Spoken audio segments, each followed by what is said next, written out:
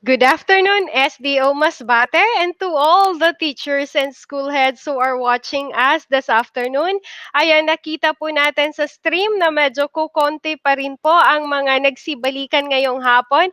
And we are encouraging you all to go back to DepEd Tayo Masbate sa ating pong Facebook Live. Kasi po ang panghapong edisyon na ito ay napakahalaga po sa atin, especially po sa ating mga raters na siya pong nagbibigay ng rating of course sa ating classroom observation gamit ang ating tool na classroom observation.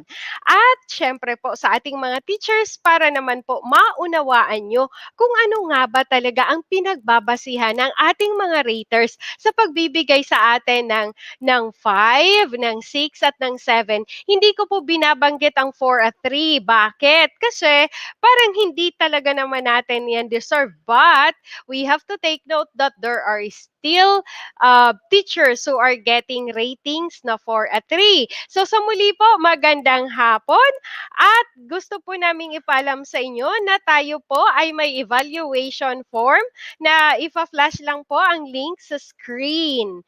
Ayan, please help us improve our services to all of you. Sana po ay sagutan ninyo ang rating na yan gamit po ang ating link. Then, gusto nyo na po bang mag-umpisa? Siyempre, gusto nyo nang mag-umpisa kasi gusto nyo na ring matapos ito at makapag-umpisa na tayo ng ating classroom observation sa ating mga paaralan. So, for this afternoon, we will focus on, ayan po, nakikita ninyo? Nagbabalik po kami sa CAR-IS san RPMS. Adi po an aton link to evaluate. So please evaluate our services para po tayo ay mag-improve pa. Maraming salamat po. And, ayan, sabi ko nga po, ang session ngayong hapon ay napakahalaga. Kung gusto nyo pong magtanong, dahil alam ko na marami ang magtatanong, just type your comment po or your question in the comment section po sa ating Facebook Live. At aking pong titignan ang inyong mga katanungan, aantabayan at susubukan pong sagutin ni Sir Mars at ni Sir Rocky dito po sa ating afternoon episode ng CAR-IS san RPMS. And ladies and friends, mga ka-DepEd na minamahal po talaga namin, tanggapin po natin sa ating mga gadget screen ang ating pong dalawang talagang bihasa sa paglilink po ng observation notes form ang nilalaman po noon sa pagbibigay po ng CO rating. Let's welcome Sir Rocky and Sir Mars. Thank you so much, Ma'am Mels. Good afternoon, everyone. In this session, we will be talking about linking observation notes and the COT rating. Today, more specifically this afternoon, I'm with Sir Rocky. Good afternoon, Sir Rocky. How are you today? Good afternoon, Sir Mars. Good afternoon, everyone. Today I'm good, I'm great. The very fact that we will be dealing with significant points along PPST aligned RPMS. Speaking of PPST RPMS, Sir Rocky, as a rater, kasi alam ko you are a master teacher, right? Is there any concern or issue that has ever crossed your mind along class of observation? Yes, of course, Sir Mars. One thing for sure is the performance level attained by the reader with respect to the observation notes made by the reader. For example, if the observation notes did not reconcile with the rating given, that's one thing which is paramount to be considered. Now, if the result of the classroom observation tool is non-negotiable, what would be the final decision of the reader? Will the reader change the rating, should say, or will he change the observation notes? Wow, that's something to ponder on, Sir Rocky. Would you mind elaborating such scenario? For example, Sir Mars, this is just an example. if the observation made by the rater in a particular indicator is level 6. But what the rater has entered in the rating sheet is 5. So masilan to, Sir Mars, ba? Yung observation niya, yung ginawa niyang observation ay nasa level 6. Pero yung rating na binigay niya ay 5. So as a rater, I will change my rating.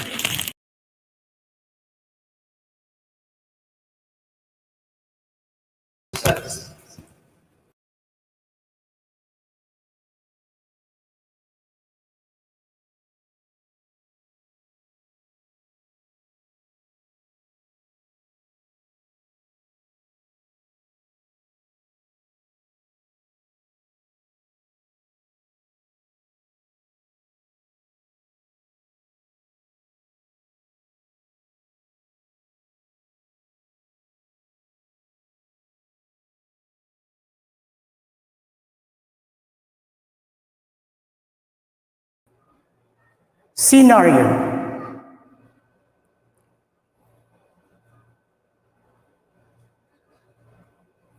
Okay, Sir Mars, for example, just an example. If the observation made by the reader, halimbawa ikaw, school head, diba? In a particular indicator is level 6. Yung observation mo, pang level 6. Tapos ang naibigay mo, o ang nailagay mo sa rating sheet is 5. So as a rater, ano ang dapat mong gawin? Kung sa akin, sir, as a rater, I would change my rating and not my observation notes.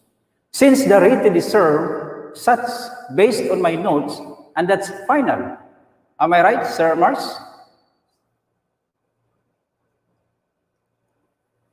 Exactly, Sir Rocky. You were able to hit the nail on its head. Well, I hope our dear viewers were able to see your point. So, Sir Rocky, it goes without saying that there is really a need for the rater to be very critical in coming up with specific observation notes based on the actual performance of the teacher and in providing accurate rating. Without much ado, we will go into the details of our session this afternoon, which focuses on linking observation notes and COT rating. We begin with the importance of observation notes, one of which is record teacher performance. I'd like to point this out, Sir Rocky, that observation notes are not just mere documents. These are not important, but these are essential documents or tools used in assessing teacher performance and that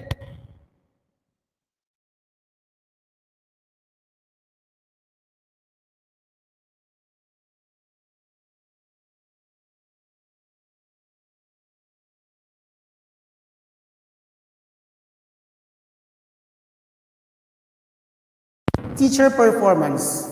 Sir Rocky, under any circumstances, the raters can't just rate the teacher 5, 6, or 7 devoid of observation notes.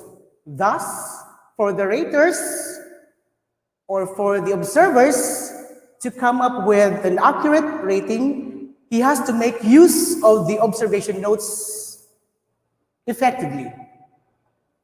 The third one is observation notes provide evidence or basis for coaching and mentoring. Banking on the observation notes, the rater can identify teachers who need technical assistance along content delivery, use of teaching strategies that develop the critical and higher order thinking skills of the students and whatnot. So those are basically, Sir Rocky, the importance or the significance of observation notes. Now, Sir Rocky, in a nutshell, can you tell us the importance of observation notes? Okay, Sir Mars, first important consideration, dagdag ko lang sa sinabi mo, is for the reader to ensure that the observation notes contain accurate information. Dapat hindi siya dito nagkakamali, no? About the teacher observed in a particular indicator.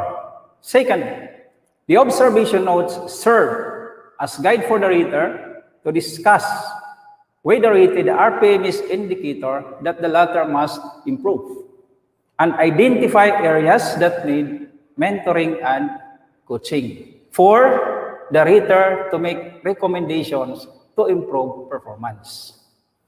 Lastly, it serves as evidence for the final rating of teachers' classroom performance. Tumpak, Sir Rocky. Kaya sa mga kapwa nating raters, yun ang ating kapakatandaan kapag tayo ay gumagawa ng classroom observation. Ngayon ay pag-uusapan natin ang isa sa mga mahalagang RPMS tools. Isa na riyan ang tinatawag na classroom observation tool na siyang pangunahing instrumento na gagamitin natin sa pagsukat ng kagalingan o kasanayan ng ating mga kaguruan. Sir Rocky, ano nga ba itong classroom observation tool? Classroom observation tool, Sir Mars, is an assessment instrument used to measure the performance of the teachers.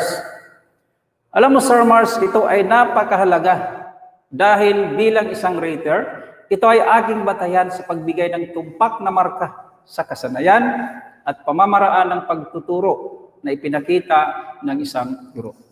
Ngayon, Sir Mars, ipapakita naman natin sa kanila ang mga professional standard career stages at ang classroom observable tool rubric levels.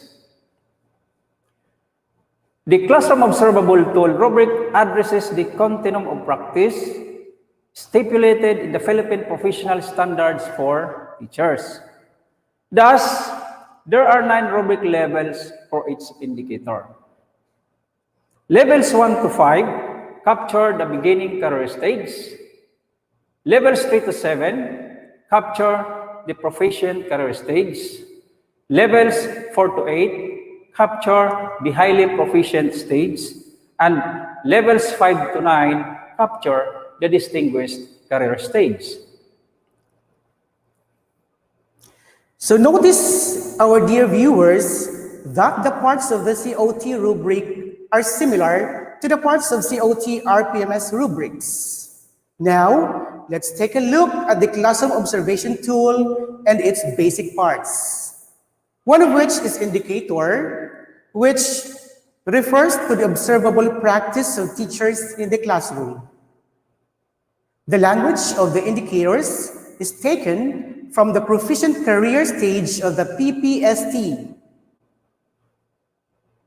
Another, level description, which refers to the description of practice for each level.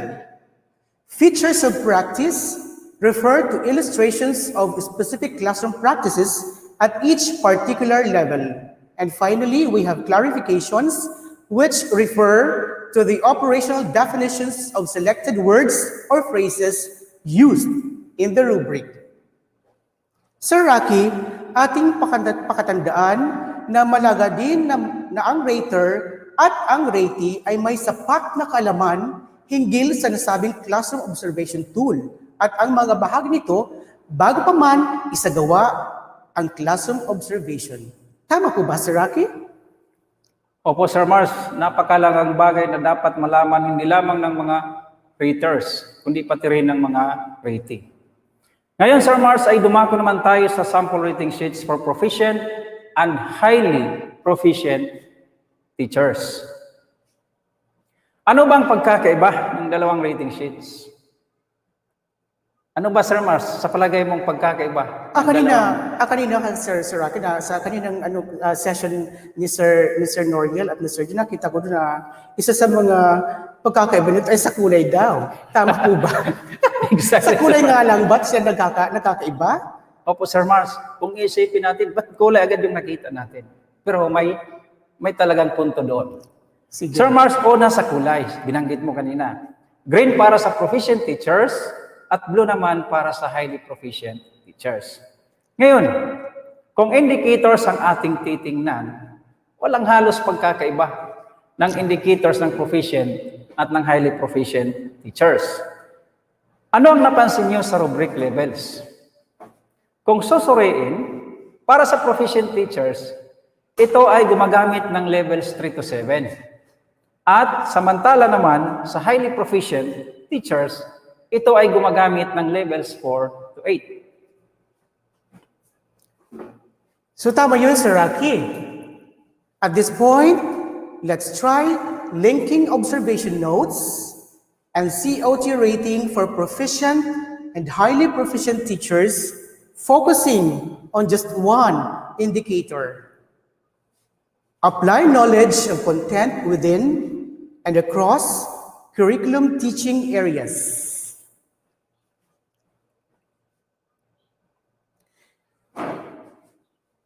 In this particular example, ang rating ng proficient teacher ay 5, which means that the teacher has actually demonstrated accurate and in-depth knowledge of most concepts in presenting the lesson and in responding to learners' questions in a manner that attempts to be responsive to student developmental learning needs.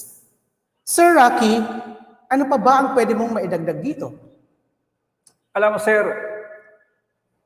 dito sa classroom observation, ito ay isang bagay na dapat nating ingatan. Kasi ito ay napakalaga. Sabi nga, ang classroom observation tool, result, lalo na yung resulta, non-negotiable yun.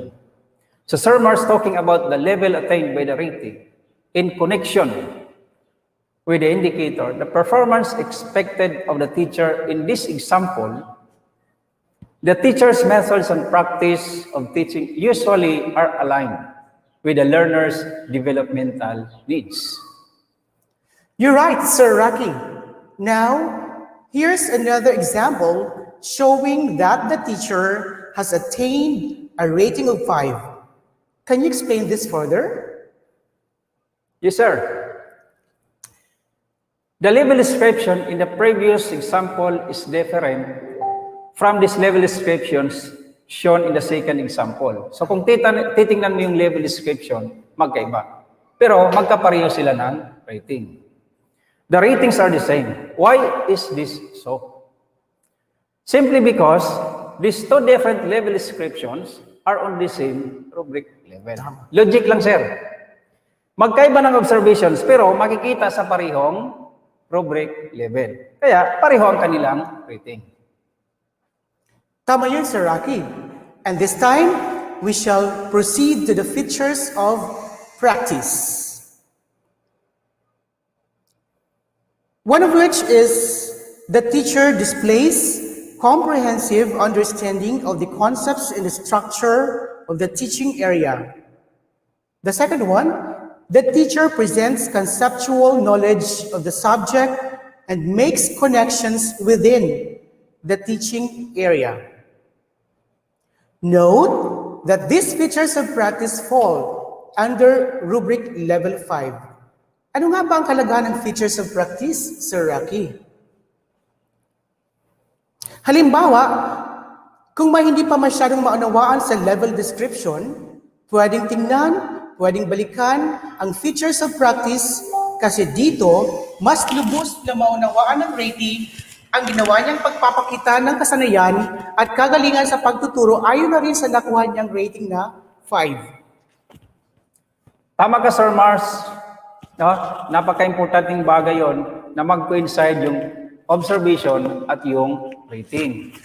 Ngayon, we shall proceed to the next level description with a rating of 6, which is consolidating. The teacher demonstrates accurate and in-depth knowledge of all concepts in presenting the lesson and in responding to learners' questions in a manner that is responsive to learners' development and promotes learning. Ngayon, Sir Mars, ano bang napansin mo doon sa rating na 6, which is under consolidating, na naidagdag doon sa level description? Well, Sir Rocky, I noticed that keywords promotes learning have been added in the level description. What do these keywords mean, Sir Rocky? The highlighted keywords promotes learning in the level description would mean that the teacher's observable practice focuses not only on students' developmental needs, but at the same time supports students to be successful learners. That's right, Sir Rocky. Now, here's another level description with a rating of 6. This level description emphasizes that the teacher makes meaningful connections. Please take note of the word meaningful across teaching areas if appropriate. Sir Rocky, how does this level description differ from the previous one?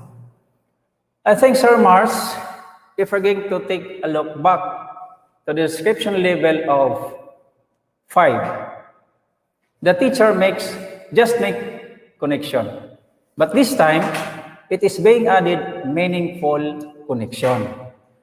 So, as you have noticed in the previous level description, with a rating of 5, the teacher makes connection across curriculum teaching areas, but in this level description, the term meaningful connection or meaningful has been added to indicate that the teacher uses well-connected teaching methods and practices appropriate to teaching area. Well said, Sir Rocky. Let's proceed to the next features of practice, which underscore that the teacher has displayed extensive knowledge of the content and the teacher has addressed content accurately, and its focus is congruent with the big ideas and or structure of the teaching area. Sir Rocky, when can we say that the teacher has actually demonstrated such feature of practice? When we talk about extensive knowledge of content, it means that the teacher has a wide extent of understanding the content. The teacher understands many things about the content of the subject. Thank you, Sir Rocky. Now let's proceed to the next level description with the rating of 7, which means integrating.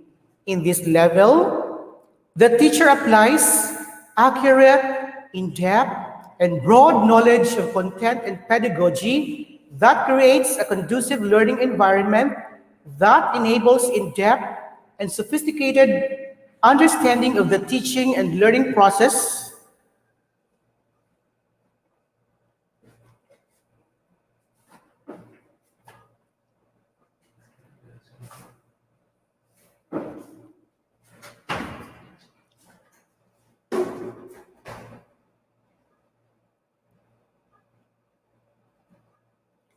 Okay, balikan natin yun, Sir Rocky, kasi nagkaroon tayong technical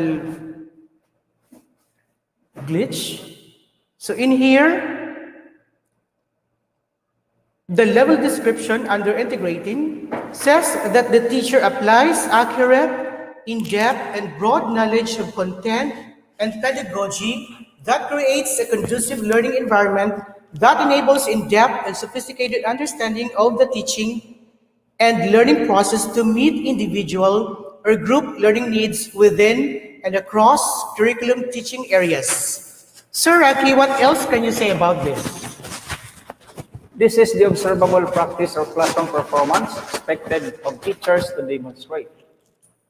The focus of teachers' method of teaching is not only on using well-connected pedagogical aspects of the indicator, but also in creating environment that addresses individual and group learning needs. In addition, the teacher displays extensive knowledge. Ito sinabi ko na ito kanina, Sir Mars. Extensive knowledge of content beyond his or her area of specialization. Ngayon, Sir Mars, ano ang masasabi mo dito sa highlighted keywords under features of practice na extensive knowledge of content, pero may dagdag na beyond his or her area of specialization para mas lalo nating maunawaan? Sir Rocky, the highlighted keywords, extensive knowledge of content beyond his or her area of specialization, suggest that the teacher has applied vast understanding of the content beyond what the curriculum requires. In other words, Sir Rocky, the teacher was skillful enough in integrating important concepts from other disciplines or learning areas, prompting the students to investigate the teaching area and stimulating them to expand their knowledge and satisfy their curiosity. Another features of practice, Sir Mars.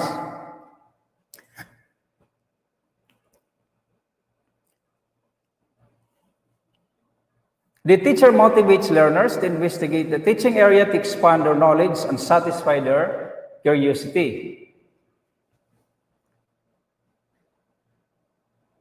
Next slide. The teacher cites intra and interdisciplinary content relationships. The teacher shows expertise in the content and uses appropriate pedagogy in delivering the lesson. So it means, Sir Mars, that the teacher is able to make appropriate connection of intra and interdisciplinary content relationships, integrating expertise and teaching skills along instruction and content delivery.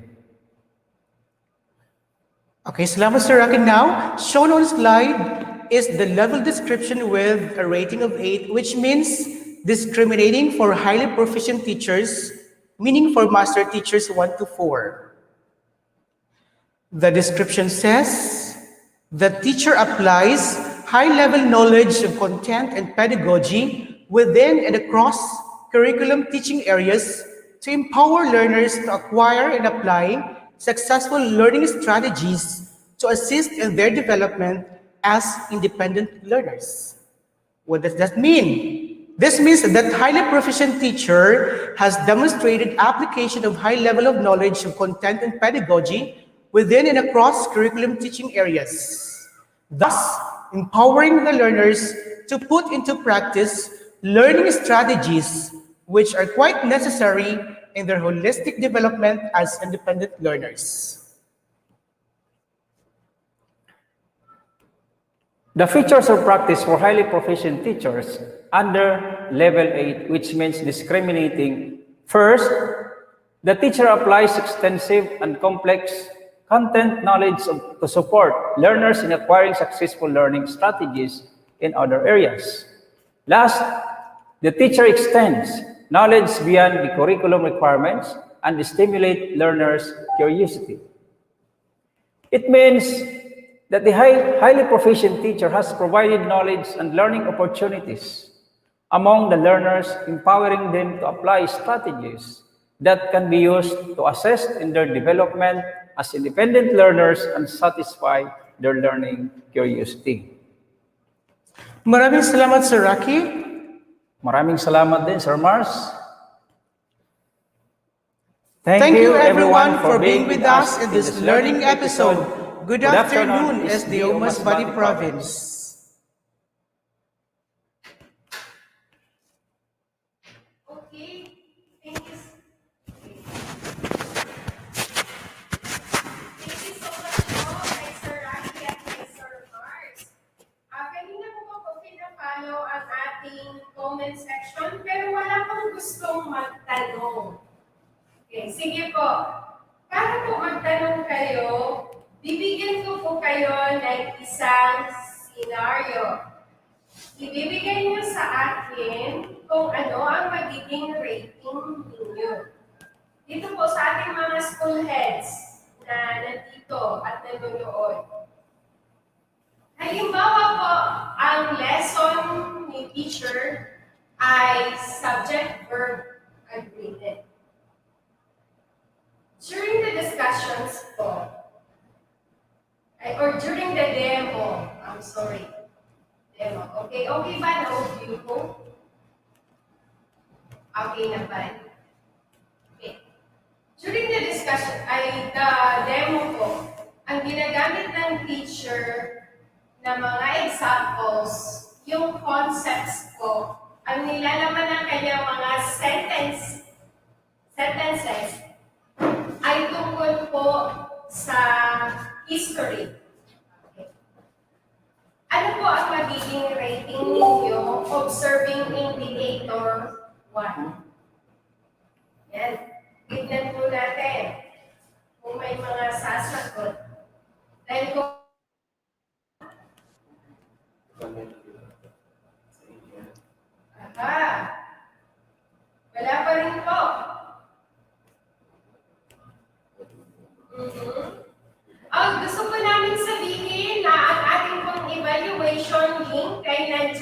open a flash silent screen, please evaluate us and help us improve our delivery of surveys.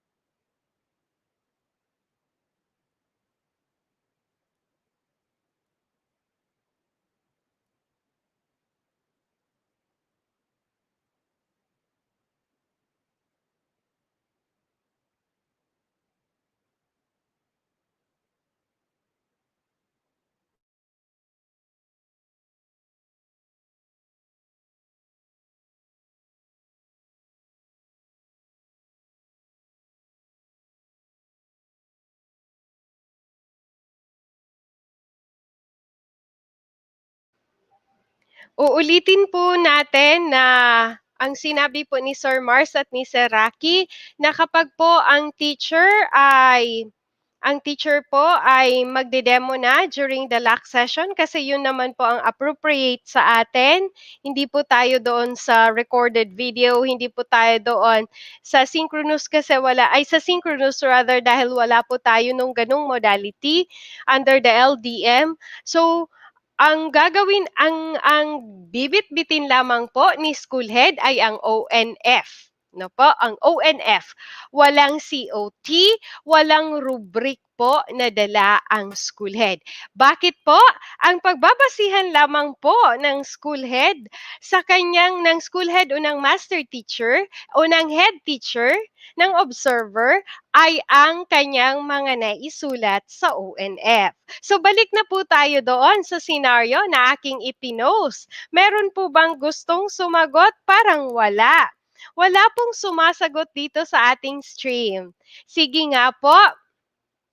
Kung yun po ang ginawa ng teacher, ang kanyang example sa concept ay nasa Sir Mark at Sir Rocky, ano po ang i-rate natin? Siya po ay teacher 1. Thank you, Ma'am Melgs. Kung ang ginawa ni teacher ay nag-integrate siya sa history, ang subject niya ay English, tingnan natin yung connection na ginawa niya. Okay. If there is an attempt to make connection across curriculum teaching area, magpo-fall po siya doon sa level 5. Okay. Pero kung the connection is solid, there is, as we have mentioned earlier, is strong or meaningful connections at nakita naman doon, bibigyan natin siya ng rating na 6. Tapos, Okay. Ayun. So maraming salamat po. Clear po yan ha. Ibig pong sabihin, we will still assess Sir Rocky and Sir Mars na hindi po tayo basta-bastang magbibigay ng 7 dahil po siya ay nag-integrate lamang. So we need to assess pa po kung anong klasing integration ang kanyang ginawa. Tama po ba ako, Sir Mars? Tama po yun, Ma'am Mel's. Okay. So, saan naman po nga uli natin makikita yung sinabi kanina ni Sir Rocky na tingnan natin, i-assess natin yung kanyang pag-connect, pag-across the curriculum. Saan nga po natin uli makikita yun, sir? Makikita natin yan, ma'am, doon sa level 5, sa indicator 1, apply knowledge of content within a cross-curriculum teaching area. Ngayon yung connection doon, if appropriate, nakalagay doon, if appropriate, tingnan natin Mm. ang connection kung talagang ah, gamit doon sa kanyang tinuturo. So papaano po siya makakakuha ng 7 na rating doon sa indicator 1, sir? Mga sir, kasi kayo po ang mga observers, nagbibigay po kayo ng CO rating gamit ang COT. Okay po, thank you, Ma'am Elves. Again, Mm. nabanggit natin kanina yung sinasabing highlighted words doon na extensive knowledge of content. So, Mm. it is not just a mere connection. If the teacher deserves a rating of 7, dapat mayroon siyang tinatawag na well-connected of pedagogical aspects of the indicator. Na hindi lang Okay. doon sa content siya nakafocus. At the same time, Okay. empowering the learners, no? Hmm. Creating an environment and letting go of the uh, learning strategies. Learn Mm. the learners from the teacher, and the role only of the teacher here is to assess the learners to uh, assess in their own learning. Okay po. Ibig sabihin, kapag nag-integrate ako ng history doon sa English grade 7 ko, while talking about ano po, habang nagde-demo ako ng tungkol sa SVA, ay hindi ako kaagad-agad makakakuha ng 7. Makaka-7 lang po ako. Siyempre dadaanan ko yung 6. Yung 6 kasi ang sinasabi po ng ating rubric ay yung knowledge ano po, hindi lang basta nag-ano ako halimbawa, using is, the forms of verb be. Okay, sabihin natin present tense. So, hindi ko basta-basta makukuha yung 7 kapag inilagay ko lang doon na Napoleon Bonaparte is the greatest leader of history. So, kailangan may alam pa ako tungkol kay Napoleon Bonaparte. At makaka-7 lang po ako kung yung strategy ko, sabi ni Sir Rocky kanina, ay talagang hindi lang pang-English, maging pang-history na maa-adapt ng mga bata. Tama po ba ako doon? Ma'am Mel, sa dagdag lang po doon, no? Yes, Sa sir. rating na 7, if the teacher deserves such a rating, the indicator 1, if the teacher has a rating of 7, Mm. meaning the teacher has demonstrated apply knowledge of content within and across curriculum teaching area, it is already a package. That the Within, inclusion of okay. the appropriate um, learning competencies cited from the curriculum guide of other learning areas in any grade level Mm. shows integration of expertise by the teacher.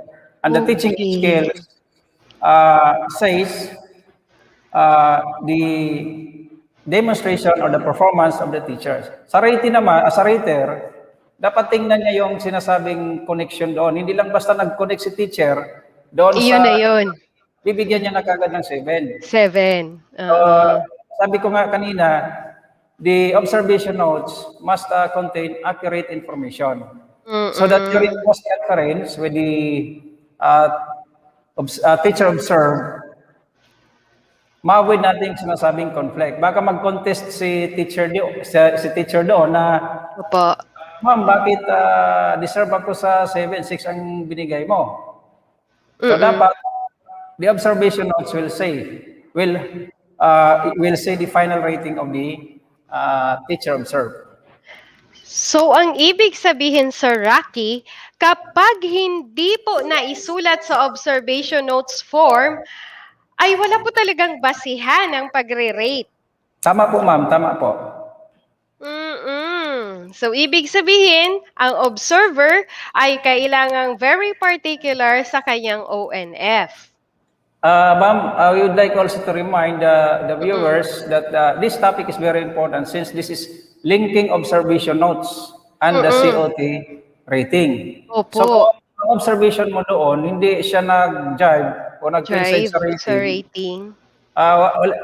hindi justified yung performance ng teacher. So dapat Hmm. mag-justify yung observation o yung ang laman ng ONF ni rater doon sa rating niya. Okay, thank you so much po. Ayan po mga kapatid po na observers, ating mga master teachers, head teachers at ang ating mga principals po, mga school heads. Kapag po tayo ay mag-o-observe for the purpose of the CO na sa ating RPMS-PPST 2020-2021 ay malinaw po na kailangang na alam natin ang rubrics, alam na alam natin ang ONF at kung paano ililink ang ONF, ang mga writings doon, kagaya nung ipinakita ng dalawa po ni Sir Rocky at ni Sir Mars, doon po sa ating CO rating. Okay po, kayo po, baka po may gusto pa kayong i-emphasize po sa ating sa inyo pong mga kapwa, observers. Ma'am Els, Yes, sir. Sir Mars. You go first, sir. Okay. Ma'am Els, kasi nung simula pa lang nabanggit ko in one scenario, what about if the observation notes did not reconcile with the rating? Yes So ang po. point ko doon is, before the observation, the rater should be very particular with the rank of the teacher to be observed. Kasi kung ang rank ng teacher ay teacher 1 or teacher 2, tapos yung nakuha niya, halimbawa lang naman, no? Yung sa rubric level ng highly proficient, baka magkamali tayo doon kasi yung kanina sir, Opo. yung sinabi natin, anong kaiba ng dalawang rating sheet? Kulay blue ba o yung kulay green? So dapat, kahit mga maliliit lang na bagay yun, dapat aktibo tayo doon. And in addition, Sir Rocky and Ma'am Melds, still Yes. on the importance or significance of observation notes, kasi di ba nabanggit mo kanina na si rater or si observer, hindi lang basta-basta magbibigay ng rating sa teacher. Kung wala ang kanyang rater ay dapat nakabase doon sa observation notes na ginawa ng observer or narrator. Kasi kapag halimbawa, nabanggit din ni Sir Rocky kanina, na kapag halimbawa ang rating ay hindi nag-jive doon sa observation notes na sinulat ni rater observer, hindi natin mabibigyan ng justice ang ginawa ng performance ni teacher. Okay. Ngayon, Ma'am Els, may dagdag lang ako, pero sa tanong ko Yes, sir. kanina kasi, yung sabi ko kanina, ang observation notes ni rater, nasa level 6. Tapos, ang nailagay niya ay level 5. O sa rating sheet, ang nailagay niya ay 5. So, ang sagot natin doon kanina, we will change the rating and not the observation notes. Ngayon, Okay. ito ay ibang senaryo. Halimbawa, Go, sir. ma'am, no? Hingian din natin ng sagot yung ating mga viewers. Halimbawa, kung ang observation notes na ginawa ni rater ay nasa level 6, tapos ang binigay niyang rating kay teacher ay 5. So bilang rater, ano pang dapat nating gagawin dito? Ano pang babaguhin natin? Yung rating o yung observation? Ang sitwasyon po, ang observation notes na ginawa ni rater ay nasa level 6. Tapos, ang naibigay niya ay 5. nabanggit na yung kanina. Yung observation niya pala nasa level 6, pero ang naibigay niya ay 7. Okay. Kasi yung kanina, level 6, ang naibigay niya ay 5. Kaya binago ni rater yung rating. Sinundan yung observation. Ngayon, ang senaryo nito ay ang observation notes ni rater ay nasa level 6. Pero ang naisulat niya sa rating sheet ay 7. Ano pang bilang halimbawa sir, ikaw ang rater. Kasi rater ka naman talaga, di ba sir? Yes, Sir. Ikaw ang pinakamagaling na rater sa Tomas sa Rivera, di ba? Okay sir. Halimbawa sir, Kasi siya lang naman po. Kaya siya ang pinakamagaling. halimbawa sir, ang observation, ang nakalagay doon sa observation notes mo ay nasa level 6. Pero ang nailagay mo sa rating sheet ay 7. Pag nagkanda ka ng post-conference with the teacher, na-notice mo na, ay, bakit ganito ang aking rating? 7. Samantalang ang observation notes ko, nag-fall under level 6. Ano ang gagawin mo, sir? Personally, Sir Rocky, I will stick to the observation notes kasi that would serve as my basis. Kasi kung halimbawa, hindi ko susunod ang observation notes, wala akong maipapakitang proof or evidence sa ratee. So still, doon pa rin ako magdidwell sa kung ano ang naisulat ko sa observation notes. Halimbawa, sir, nakita ko 7. Ay, salamat. Salamat, Sir Mars, kasi binigyan mo ako ng 7. Tapos, to the extent na, ay, nabago. 6 na lang. So, papaliwanag lang siguro natin sa ratee kung bakit na bago yun. Kasi papaliwanag pa rin natin sa kanila na magpe-prevail pa rin yung kung ano ang naisulat sa observation notes. Okay. So, isang mensahe po yan na dapat malaman ng ating mga ratees. Yan, dapat Sir Rocky. Kasi the raters, the observers, the school heads, the master teachers must be very critical and they must be very meticulous insofar as giving rating to the ratees is concerned. Okay. So, hindi basta-basta na, kasi masyadong siguro yan, very humiliating naman on the part of the ratee kung halimbawa ang ibigay mo na, ang i-serve mo na rating ay hindi pala talaga yung kanyang actual rating. Bumaba siya. Opo. Based on your observation notes. So, yun ang maging lesson ko, maging lesson sa ating observers na dapat talaga we should be very critical and we should be very meticulous. Maging maingat tayo sa pagbibigay ng rating base sa inaisulat natin sa observation notes. Ikaw, sir, nagbigay ka na ba ng rating na 3 sa teacher mo? In the previous rating? As far as I can remember, Sir Rocky, wala pa naman. Hindi naman ganun kababa yung performance ng teachers natin, di ba? Opo. Kahit mga beginning teachers sila, Opo, sir. nakapag-display pa rin, nakapag-exhibit pa rin sila ng mga Iba na kasi ngayon, features sir. of practice. Iba na kasi ngayon, sir, ang mga teachers. Magagaling na. Ay. Tama. Oo, ang gagaling po ng ating mga guro. Actually po, talagang maa-amaze tayo sa mga galing nila sa ngayon. And though magaling na po sila, mas gagaling pa po sila with the guidance of our observers under the PPST RPMS. So ito po ang mga sagot po ng mga taong bayan. Ang ating pong netizens, ang sagot po nila ay agree sila sa inyo that we have to follow the ONF. So hindi po natin babaguhin ang ONF dahil ang rating ay 7 na. So ibig pong sabihin talaga ay alam na po at nauunawaan ng ating pong mga raters maging ng ating mga teachers. By the way po, ang mga nagbigay ng comment ay mga school heads. Gusto ko sanang makabasa ng comments coming from the teachers kasi sila yung affected dito eh. Sige, later po kapag may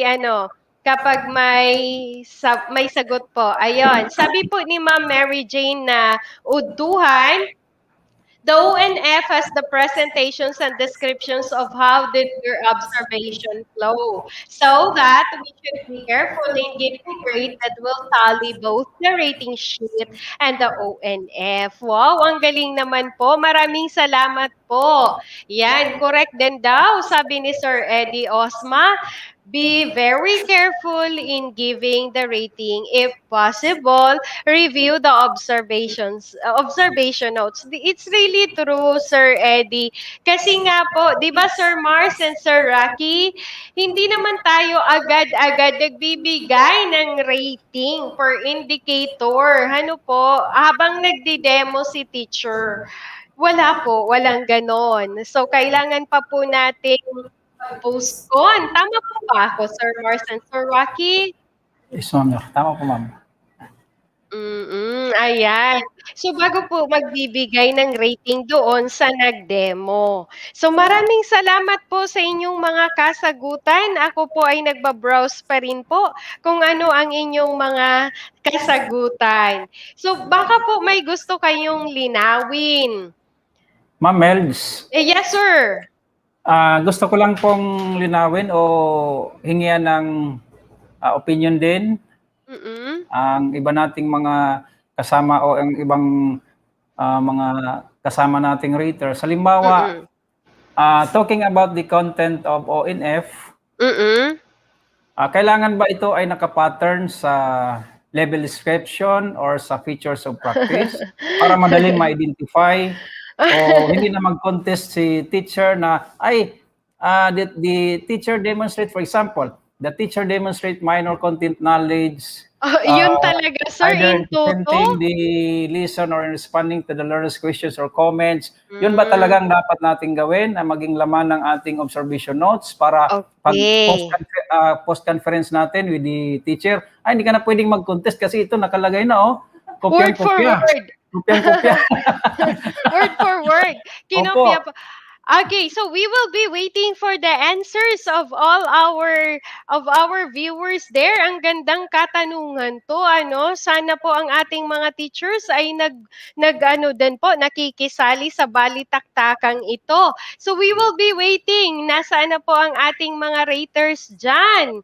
Ayan, marami tayo ditong mga school heads. Ano po ang inyong mga opinion tungkol doon sa ipinost po na scenario ni Sir Rocky? Actually po, kaya ni Sir Mars tumayo hanggang 5 o'clock. No problem po yan. Okay, ayan ha. Nasaan na ang inyo pong mga kasagutan? Ang tanong lang naman po ni Sir Rocky ay ganito, parang ang dali para wala na pong issues. Hindi na po si teacher magko-contest. Ang gagawin na lang po ni school head kung ano yung nasa rubric, kung ano yung mga performance level indicators, yung descriptions doon, ayun na lang po ang isusulat. Okay. Hello, nasaan na po tayo? Hainan mga prinsipal. Nagkawararan mga prinsipal, oho. Halili pa nung ngayon. Yan. We want your opinion. Hello po. Nasaan na po tayo? Sige po, dahil ayaw pa po nilang magbigay ng kanilang mga kasagutan, perhaps they are thinking over it. Siguro pinag-iisipan nilang mabuti o di kaya ayaw din po nilang sumagot kasi baka may mag-contest na teacher. Sige, kayo pong dalawa, ibabalik po natin ang katanungan yan sa inyo. Kayo po, kasi kayo po ang na-train ng BHROD. Ano ba ang sinabi ng BHROD tungkol dyan? Ma'am Melds, parang ang daling sagutin, na sabihin na lang natin na we will just contact the Bureau of Human Resource and Organizational Development for the response. Sana pero siguro ma'am, kasi ako naman ang nagtanong, si Sir siguro naman ang sasagot dito. Ay, wow. Yung lang Sir, kasi minsan parang wala nang contest. titingnan na lang natin doon sa level description at saka sa features of practice. Opo. Ay, sir, excuse me po. Andito na. Sandali muna, Sir Mars. Ayan. Eto po si Sir Arnel na pusing ng katalino ito, ano? O, kaibigan Yan. natin si Sir Arnel. Kaibigan mo siya, sir. Sige po. Mathematics. Hello. Shout out sa Tagalagta, Sir Arnel.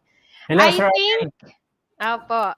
Sabi po ni Sir Arnel, I think if we can write down specific observations, the better. Sabi naman po ni Ma'am Tesha, master teacher po ito sa Katayngan, si Ma'am. The ONF should reflect what really transpired during the demo. So yan po ang ating na-harvest na kasagutan so far. So Sir Mars, what's your idea? Well, sa paggawa namin ng observation notes, yung sa scenario mo, Sir Rocky, na is there really a need to come up with other observations aside from the level description? Yung nakalagay doon, sir. Yung nakalagay sa tool. Exactly. Opo, exact So, na kumbaga, daw hindi po, sir. mag-e-effort, kumbaga, Ma'am Mels and Sir Rocky, hindi na mag-e-effort si observer. Hindi na mag-e-effort si reader, si master teacher o si school head. Effortless na ang kanyang observation. Kasi isang segundo lang, presto, meron na siyang kaagad observation notes. Well, sang-ayon ako doon sa mga sinabi ng ating mga viewers na sabi ni Sir Arnel, I think it would be better if we should be very specific. Yes. Kasi ba doon sa kalagay, kung titingnan natin ang tool ng ONF, may nakalagay na general descriptions and sa baba parang comments pa rin yun. Ako personally kasi, Ma'am Mels and Sir Rocky, kapag nag-observe ako ng habang English class, at kahit hindi English class, kahit yung mga subjects which makes use of English as the medium of instruction, I go into the details of my observation. Tingnan ko pa rin siyempre yung grammar, yung pronunciation, yung kung ano mga lapses sa English. Pero mas maganda pa rin talaga na si observer or si ratee should come up with specific observations based on the actual performance of the teacher on a particular lesson or learning episode. That's correct, sir. Kasi as rater, kalagay kasi we must be very particular when it comes to writing of specific classroom observable practices by the teacher. First, the rater must read carefully the focus indicator. Yung kanina, sabi natin, read the focus indicator. So, kailangan yun. Kailangan yung focus natin doon sa indicator na kung saan nagre-rate tayo. Halimbawa, the focus indicator is indicator 1. Baka yung mailagay mo sa, baka lang naman, hindi naman natin sinasabi na teacher, pagod na pagod pa. Di ba?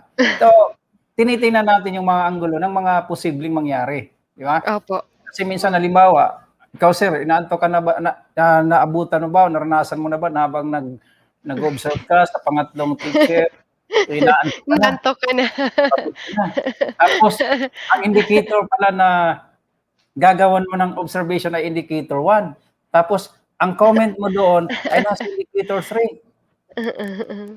Nasabi, ay indicator 2. Halimbawa, indicator 1 yung indicator less na kailangan mong i-rate.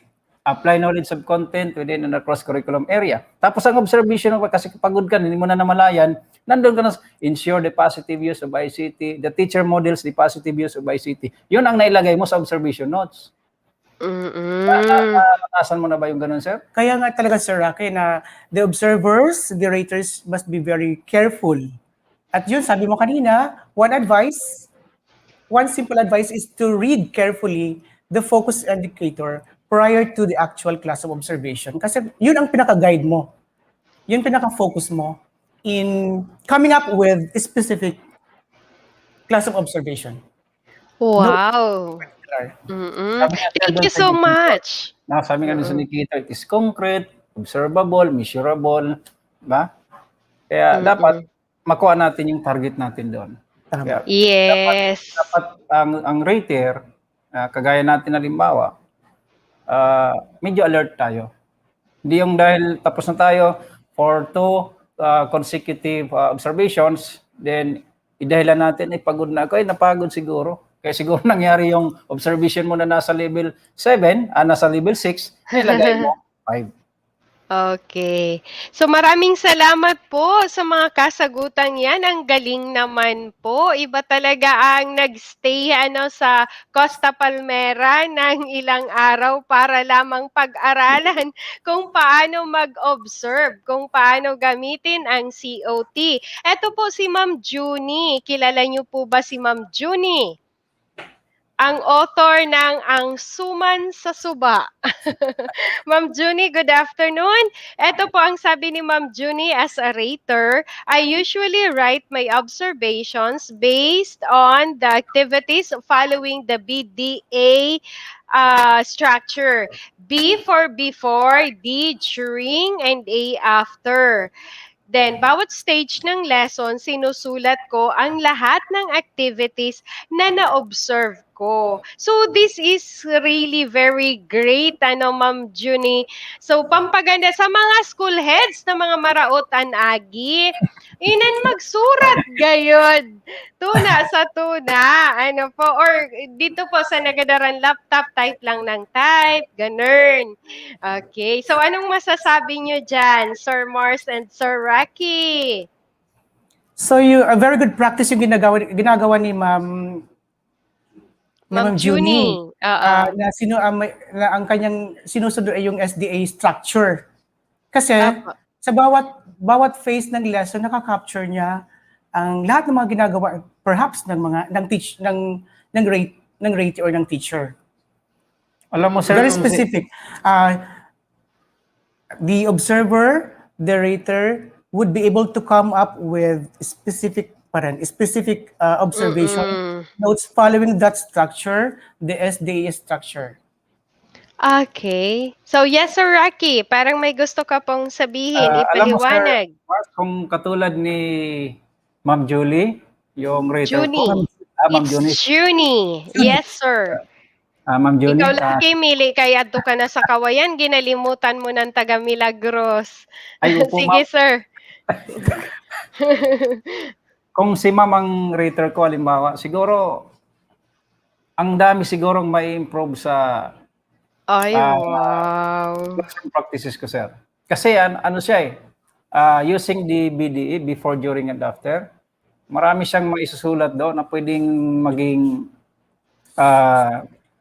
batayan para kung ano pang mga dapat na i-improve sa aking pagtuturo. Kasi ang galing niyang gumawa ng kanyang ONF. So, pwede natin ma-benchmark yung ginawang structure ni Ma'am Julie. Yes. PDA. Before, during, and after. Oo. So, thank you so much for that. Thank you also kay Ma'am Junie for sharing her practice. Eto po, may sinasabi naman po si Ma'am Mary Jane na udtuhan. So, therefore, raters should master the rubric's content. We are developing professionals in the field. Then let us push them up, not pushing them down. We served as inspiration, so if the teachers have negative output, let us help and suggest positive inputs related to his or her performance shown in the demo. Let us always have the phrase to start with, next time you will do this way or that way, depending upon the topic presented. How about that po, Sir Mars and Sir Rocky? That is a very brilliant idea, ma'am. Yung sinabi ni Ma'am Mary Jane. At gusto ko lang pong i-remind din yung ating mga kasamang raters na if we schedule to have the observation, dapat balikan ko yung BDE structure kanina at saka yung idea ngayon ni ma'am, dapat before the time, nando na si observer. Yes. Kasi baka ang time ng observation ay 8:30 to 9:30. Ang ganda ng ideya ni Ma'am Mary Jane, di ba? Imbis na i-down natin yung teacher, dapat i-inspire natin sila. Paano natin i-inspire yung teacher? Samantalang during the time for observation, 8:30 to 9:30, dumating na tayo, 9. Ikaw sa nag-observe, 8:30 to 9:30, anong oras ka dumadating sa observation place? Before the time, nandun ako, 5 minutes before the actual class of observation, Sir Rocky. Pero hindi kita nakita, sir. Nasaan ka nun? Nasaan ka ba nun? Nandun ako, pero ikaw, hinahanap din kita nung oras na yun. Idadagdag ko lang po doon sa sinabi ni Ma'am, kanina, Ma'am Untuhan, ni Ma'am Mary Jane, Yes na po. sabi niya, isa sa mga line na that struck me most is we should not put Down. the teacher down. Kasi, kaya nga mga raters, observers, maging maingat tayo sa pagbibigay ng rating. Kasi nga, sinasabi na kapag halimbawa nagkamali tayo, sabi nga, di ba, observation notes can make or Or unmake make a teacher. teacher. So, yun. Opo. Kasi po, we really have to instill in the mind of our observers na kung ano lang po ang nasa ONF, yun lang po ang magiging basihan ng ratings. Ngayon po, kung walang naisulat sa ONF, meaning po wala po talaga siyang paano na halimbawa ako ang teacher, talagang pinag-aralan ko ang demo ko during that lock session. Tapos ang aking observer ay walang naisulat sa ONF. It would really be unfair on my part, 'di ba? Oo. Wala tayong magagawa. That's really the rule. Kasi ang sabi nga po ng BHROD na they are trusting the people who have been given the posts. So ang ating mga school heads, trusted yan. Kaya alam natin na gagawin at gagawin nila ang nararapat nilang gawin. At in this case, for rating under the COT, kailangan po na nandun ang observations nila sa ONF. Meron po ditong tanong para sa inyo, Sir Mars and Sir Rocky. Dahil po pinag-uusapan natin ang classroom observation and in this time, sa school year na to, kakaiba ang mangyayari. Block session. Ano po? Kasi modular distance learning tayo. Wala tayong ibang option. Yun na po ang nilinaw ng BHROD. Kahit ang nag-RBI, hindi na po sila yung sa air, nag-air. Hindi sila i-observe doon. Kailangan nilang mag-demo during lock session. That was cleared by the BHROD. Ito po ang scenario. Since lock session yan, ang ating pong mga PSDS, bilang pong mga taga-monitor at taga-evaluate ng mga lock sessions natin sa school, ay papasok po sila. Nag-visit po siya sa school ninyo. Ang tanong, di ba may demo? Ang tanong, yung demo na yon ay para din po sa CO rating for the RPMS, sa IPCR ng teacher. Question, can he or she observe the demo teaching? Yan. Can he or she observe? Nandun po si PSDS. Nag-visit po siya. Ano po ang ating decision dyan? Nag-visit siya. Pwede ba siyang mag-observe?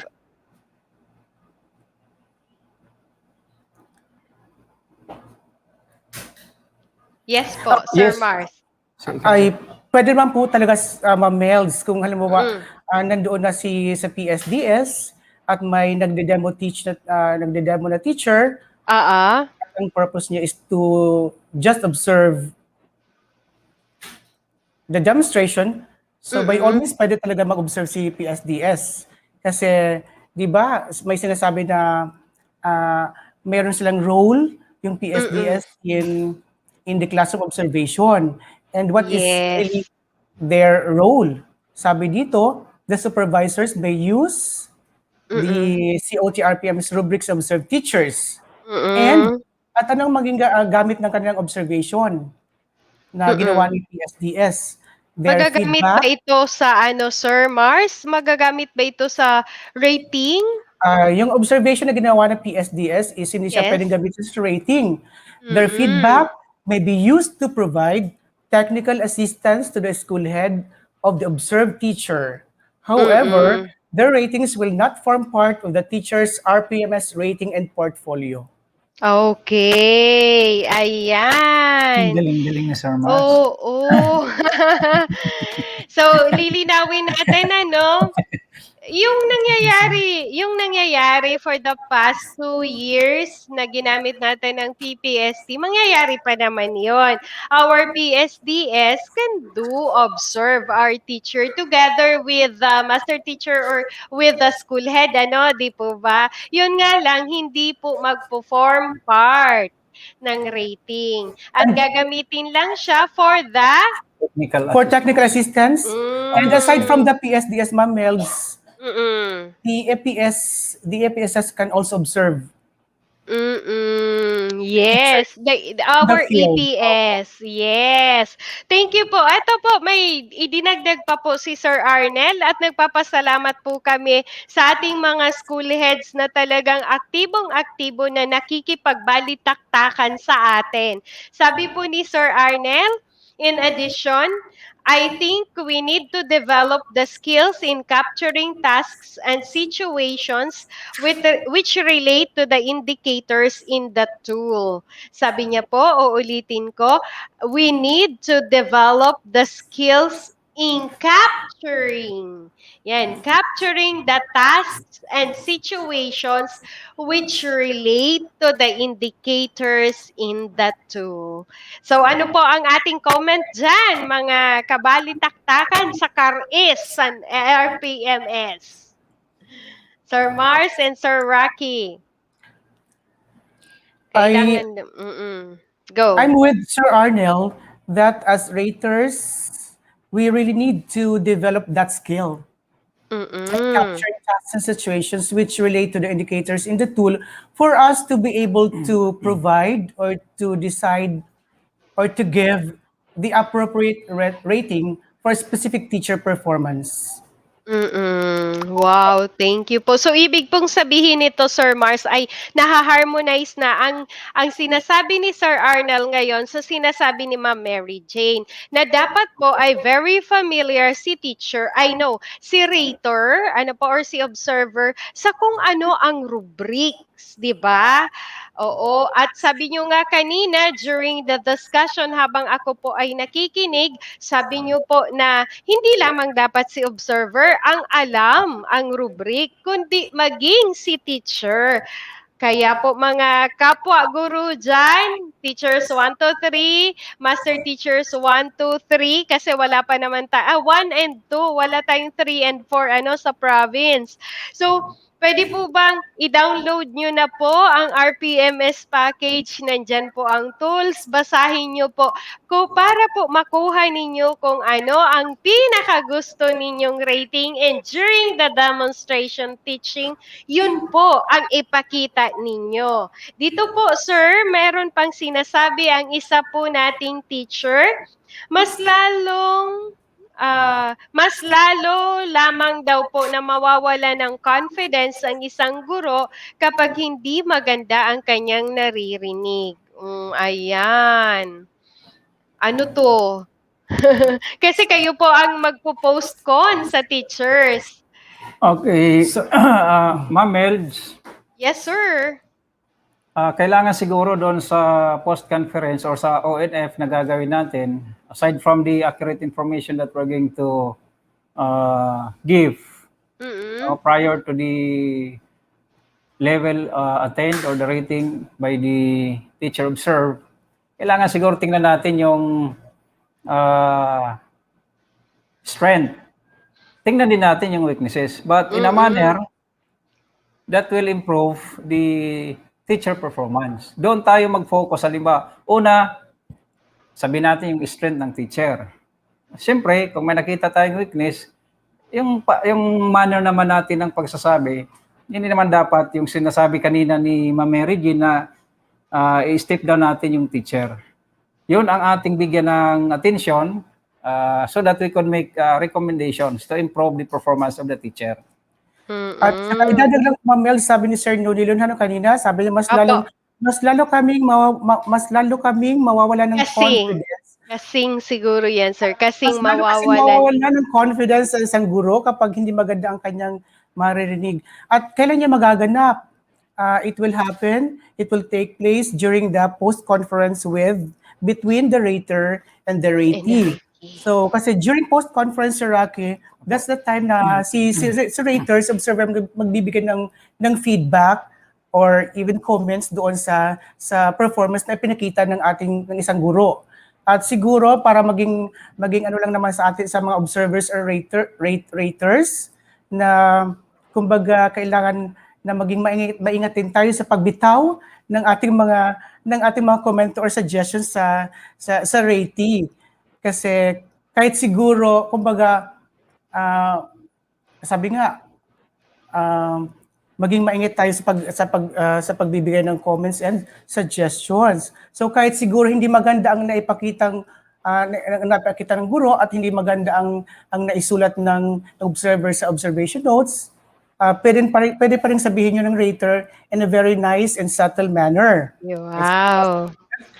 It's not what we say, but it's But how. how? Oo. At Wow, kanina that's naman may nag-pop up po na sige.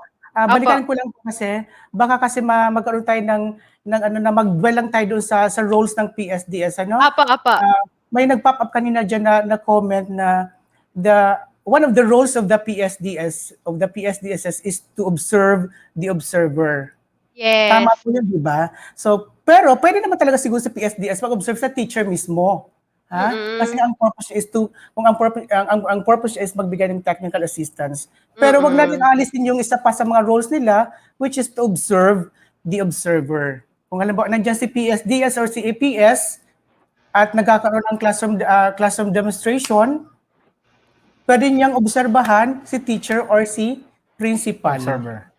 Mm. Master teacher Okay. or senior teacher. Opo, thank you Ano so ba? much po, Sir Ronnie Sup for that. And thank you, Sir Mars and Sir Rocky. Eto, Sir Mars, pakinggan natin ang sinasabi po ng isang guro. Maganda na may focus indicator talaga. Kasi sinabi ito kanina ni Sir Rocky na habang nag-o-observe po, kailangan tinitignan natin ano ba ang focus indicator ko sa pag-o-observe ngayon. But we have to understand that the three indicators should be observed.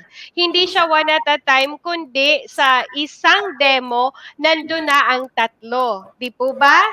Okay. Sabi ni ma'am, sa bawat focus indicator na mariratean, mas maganda po na bawat rating may justification ang rater. Ayan. To give fair rating to the ratee. Para naman po bongga ang result o ang rating na maibibigay sa teacher at mabigyan din ng tamang support si ratee sa mga indicators na medyo mababa ang nakuha. Ano po ang masasabi natin dyan? Sure. Okay, okay Ma'am Mels, no?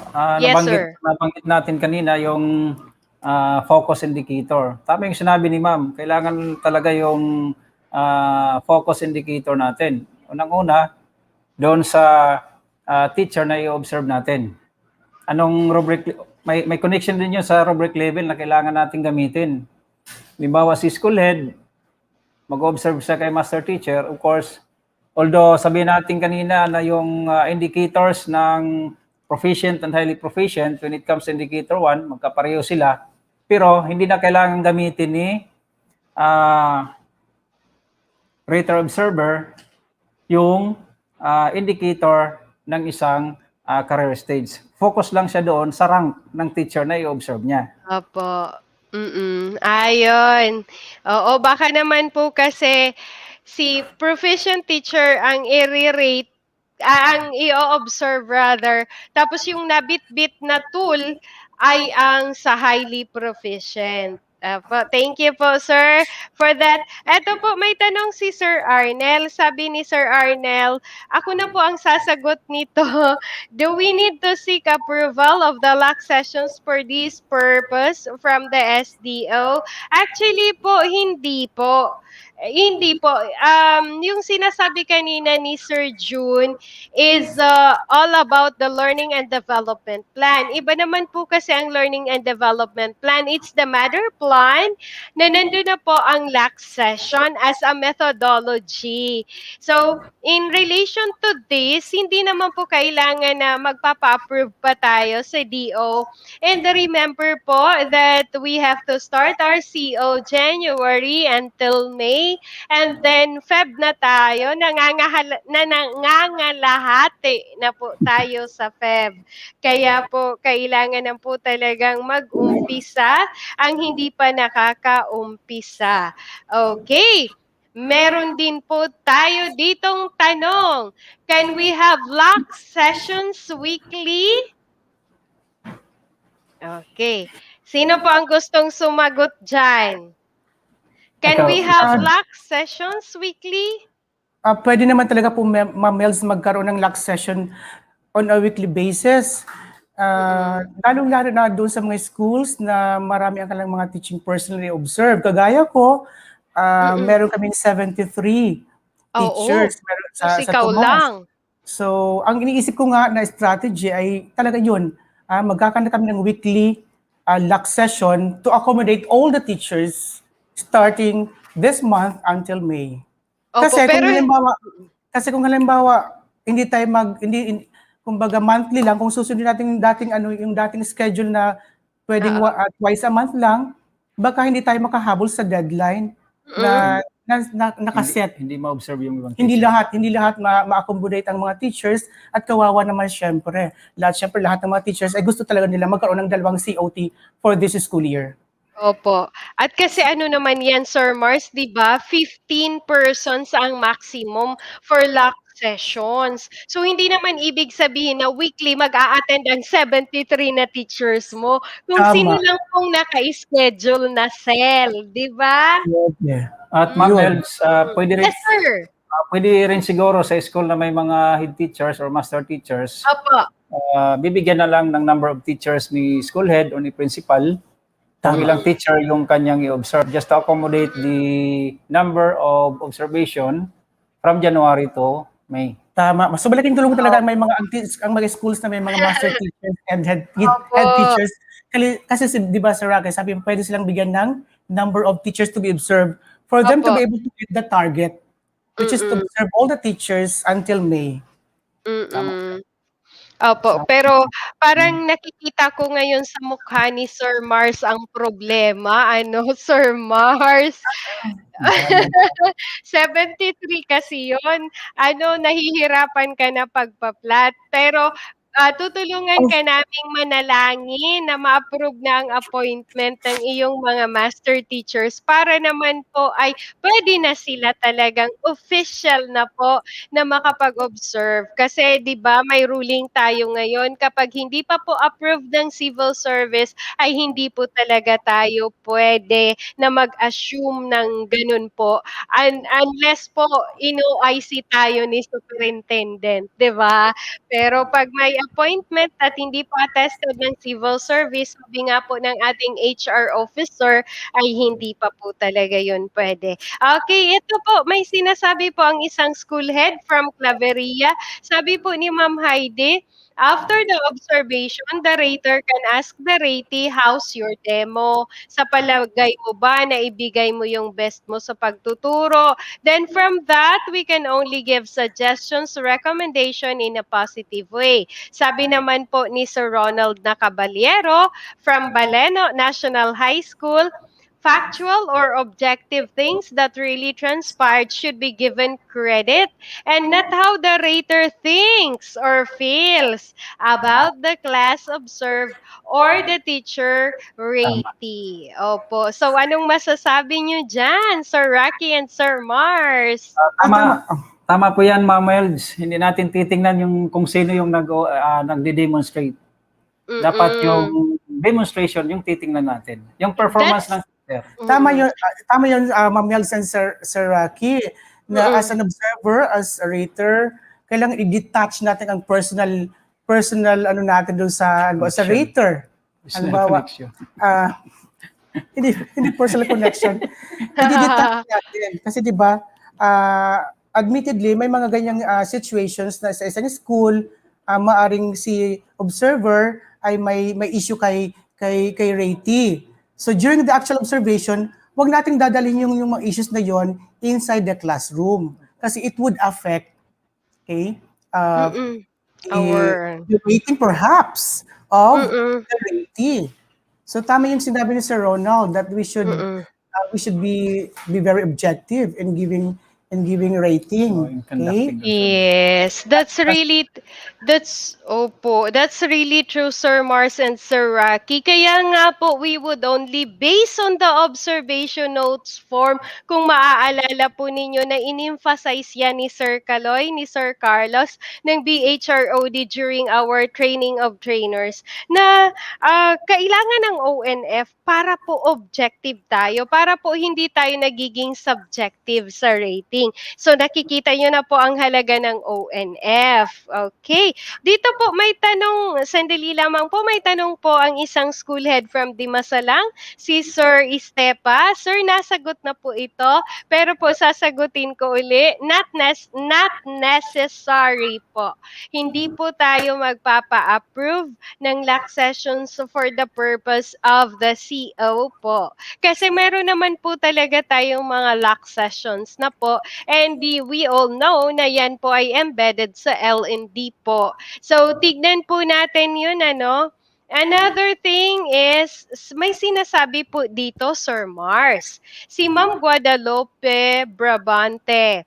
Dapat po ba may confidentiality ang result ng classroom observation at yung lahat ng nangyari sa loob ng classroom during CO? Thank you daw. So ano po ang ating assessment judgment dyan? Ikaw, Anay. Okay, thank you, Oh, ma'am. ikaw anay talaga. Sige, sir. Actually, ma'am, the result of the classroom observation, siguro nasa teacher observe na lang yan at saka sa observer. Hindi pwedeng ipagkalat yan ni observer. So, dapat may confidentiality, sa kanilang dalawa na lang yun. Apa. So that's for the rating po. Paano po ang mangyayari during the demonstration po? Kasi nandun naman po ang ibang mga teachers kasi nga po LAC session yan eh. So how about that po? What can you say? Siguro, kahit nandun yung mga teacher as Participants. Oo. siguro, tama na yung narinig nila during classroom Demo. demo. Tama na yung narinig nila. Pero kung manggagaling pa mismo sa observer, na maririnig niya yung sinasabi niya sa teacher na ino-observe niya, hindi na siguro yung pwede. Okay. So malinaw po, ano? Yes, Sir Mars. May sinasabi po si Sir Mars. Tama yung sinabi mo, Sir Rocky, na syempre in the present context, iba na kasi yung audience ng ating mga teachers na during the conduct of class of observation. Before, estudyante, mga bata. So in the present context, the teachers themselves will be dealing with their peers, with their fellow teachers. At syempre, during the actual class of observation, yung teacher performance ay hindi pwedeng maitago yan. So, makikita talaga ng lahat ng mga observers, right? Ng mga participants in the class of observation. But the result of the CO must be kept confidential. Between the observer. It's just Teacher between the observer. observer, it's between you as a rater and the ratee. So hindi na siya pwedeng ipakita Pagkalat. because it's a public document. And Opo. it must be So whenever the observer and the teacher conduct the post-conference, siguro silang dalawa na lang. Hindi yung nandyan pa yung mga teacher tapos nagkakandak sila. So kung halimbawa after the class of observation, magkakandak na si observer ng post-conference, siguro the post-conference, Ma'am Mel, should not be held right then and there in front of the teachers. Kaya schedule na lang siguro ng observer or narrator. Hindi sir, dapat after the observation, magkandak ka na ng post-conference. Yun nga lang, dapat wala doon yung mga Silang dalawa lang. So schedule kasi, Sir Rocky, kasi baka naman kasi hindi pa naman available sa rater.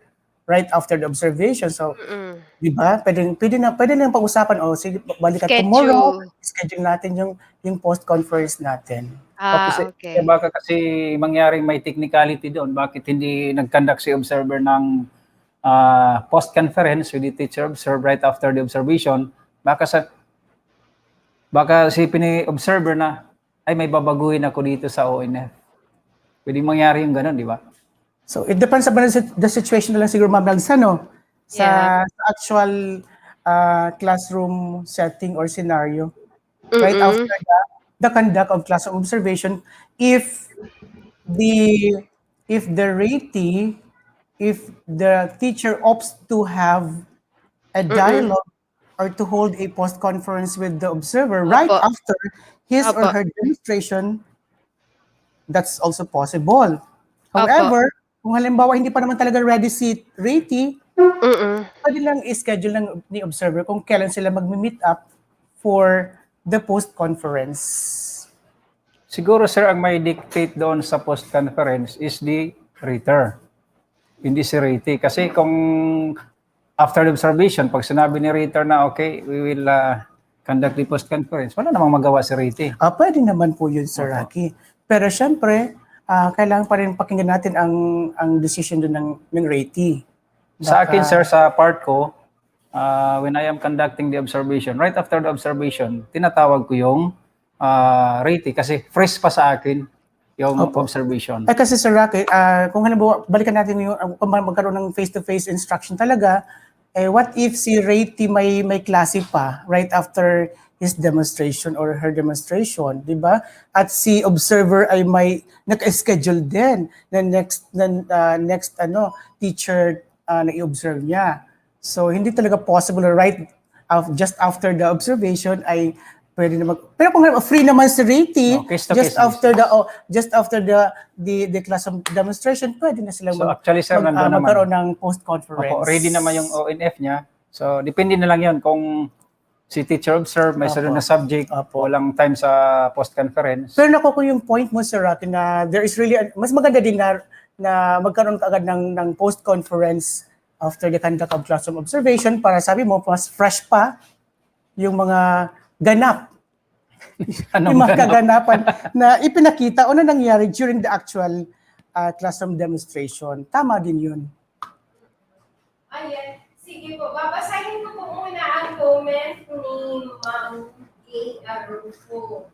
Sabi ni Ma'am, kasi sinasabi niyo po kanina about post-conference.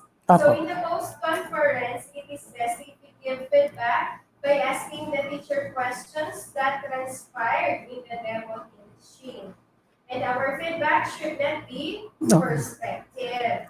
Teachers would be the one to give their realization on how they can improve next time they do demo teaching.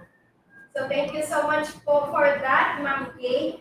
And in relation to that issue, ang sinasabi po ng guidelines na inirelease ng bago po ng DHROD under number 3 po, because we are under the modular distance learning, thus we will do the CO during the last session for the learning action, for the RPMS-PPST. Sabi po dito, bullet 4, this may be the best time to use LAC as an opportunity for the ratee to show performance of the RPMS objectives and for both ratees and observers to discuss collegially strategies to improve the teaching and learning processes, especially in addressing challenges in learning delivery brought by the pandemic. So does this mean, Sir PJ, that we can also do processing right after the last session, but not necessarily post-conference? The answer is, ano po sa inyo? Sir Mars. So, not Sir required. Rocky, how are we going to interpret this? So meaning, ma'am, the post-conference is not, We are not talking about here of the post-conference. Ang sinasabi po nila dito under bullet 4 is for both ratees and observers. Ratees and observers to discuss collegially strategies to improve the teaching and learning processes, especially in addressing challenges in learning delivery brought by the pandemic. How are we going to interpret that? Kasi tayo, MDL tayo. Kaya option 3 tayo. Laxation lang. Even our RBIs. Base pa din kasi yun sa module. so we have to give support to the teachers under this option kasi nasa modular distance learning tayo. So whatever be the challenges encountered by the teachers for this demo teaching, I think technical support or any other support that we can provide or extend to our teachers must be given by the, most especially the school heads. Okay. So that does mean that there will be processing of the demo teaching sa last session po. What's the usual na ginagawa natin pag last session? At may nag-demo. Sa laxation, ma'am, may mga prescribed topic na tayo dyan na naka-assign din. We have the speaker also Yes. assigned for the said laxation. So, Yes po. so right after the time for the speaker to conduct the or to discuss the topic, so I think the scheduled teacher to be observed in that particular time or day should likewise be followed. Like most especially referring with the guidelines, because we have to refer legally on what legal actions that we're going to make in order to address this situation facing or amidst COVID-19, most especially in conducting this classroom observation among the teachers. So, ibig kong sabihin, Sir Rocky, halimbawa po, may last session tayo dati ha? Ako yung nag-demo.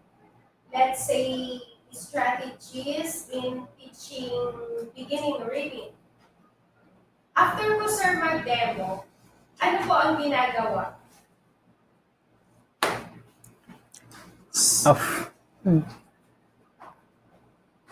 Can I answer, Ma'am Mels? Yes, Sige. yes, sige po. Kasi balikan po natin yung situation. Kasi dati po yan, di ba, Ma'am Mels, na during last session, after the demo teaching, syempre nagkakaroon tayo ng processing. Opo. So, may processing. And yeah. Kasi para ma-highlight natin, makita natin yung mga good points at saka ma-identify din natin yung mga areas of improvement na about the demo teaching itself. Okay. So, maraming salamat for that answer, Sir Mars and Sir Rocky. And I guess, hindi siguro guess lang, kundi based on the bullet number 4 under option number 3 of doing the CO, in which under last session, there will be processing, but not necessarily post-conference. Diba? Okay. Ayun. Okay. So maraming salamat po. Okay, malinaw. Okay. Malinaw Trust. po. Kasi po may nagtanong na sa atin dito, di ba, Sir PJ, last time, na during the demo teaching in the last session daw, can we also give suggestions for the demo teacher? The answer for that, sir, is yes. Kasi po, yun ang sinasabi. Sino magbibigay Yun ng ang suggestion? access. Observe. Opo. Di ba ito participants? Not necessarily po. Kasi po sa post-conference naman, ang focus natin doon ay ang sa ONF at ang sinasabi ng rubric. But in the processing, yung sa strategy that would improve the teaching and learning process under the learning delivery modality adopted by the school under their BELC. Ma'am Mels, may, Yes, may concern po dito tayo na in the conduct of processing during the LAC session, who is going to provide or to give The suggestion. suggestions or feedback? Ayun. At the usual po. Is it just Observer. the observer himself or The herself, usual. or The usual. uh, The usual po So, tayo, sir. so the teachers themselves who are involved in the conduct of the demonstration, can they also provide suggestions to the demo teacher aside from the observer?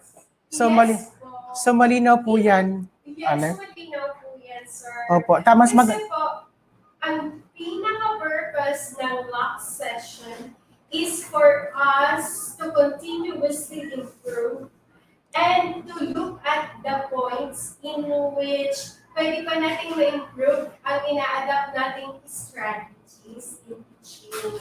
So, Hanggang ngayon po. So Ma'am Mels, mas maganda po na nabigyang linaw 'yan kasi baka next week magkaroon na tayo ng mga classroom observations at baka ma-shock, to death. Hindi naman. Baka mabigla yung mga demo teachers na just after the conduct of classroom observation or demo teaching ay magkakaroon ng processing at baka mabigla din sila na kasi syempre hindi sila sanay kasi before, di ba, during the post-conference, ang involved lamang during the post-conference is the rater and the ratee. But this time, during the processing of the demonstration teaching shown by the teacher, it's not only the observer or the rater is going to provide suggestions or feedback, but even the teacher participants. Yes po. Kasi po, ang focus naman ng processing is the strategy. Doon po sa post-con, ang focus naman po ay doon sa mga indicators na i-rate. Hindi po siya sa strategies strategy as a whole.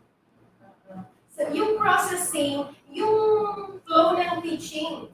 See. Yun ang So focus the natin.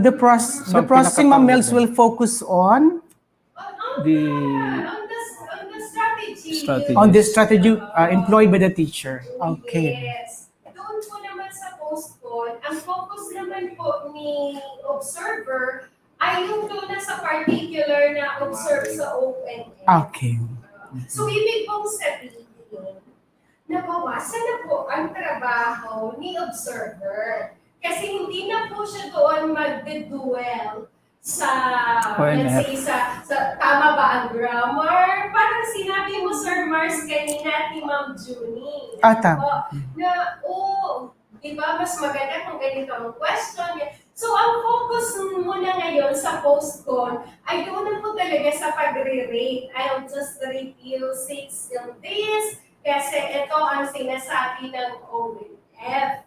Okay. Yun na po yun. So, sana po ay malinaw. Kumusta po ang ating mga teachers dyan? May consensus si Sir Arnel. May Si consensus. Sir? Sir Arnel po.